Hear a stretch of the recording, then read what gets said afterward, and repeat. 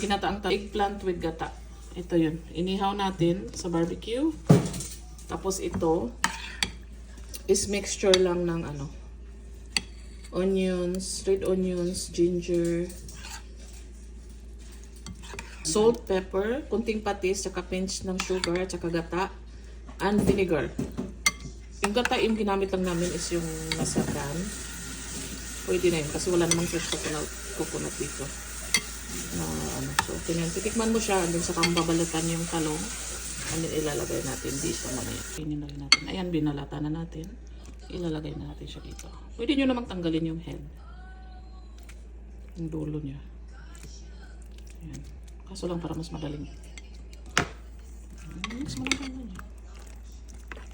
May salad ka na. Masarap to itong isda. Or grilled chicken. Ayan, grilled chicken.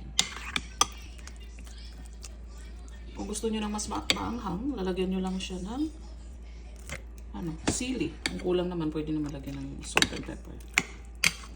Ayan. Lagyan nyo lang kunting sugar para pabalance. Para hindi masyadong maasim at hindi rin naman maalat. Kasi may vinegar to. Kasi kung may fresh kayong coconut, normally, pag kinayod nyo yung coconut, yung vinegar ang ilalagay doon instead na tubig. Tapos pipigain yung coconut. So yun, magiging sauce niya. Kaso wala tayong fresh coconut. Kaya naglagay na lang ng vinegar at saka yung coconut cream na galing sa lata. Aroidi. Maganda yung aroidi na brand. So ito na siya. Masarap yan pang sides. May pritong isda. Yan lang.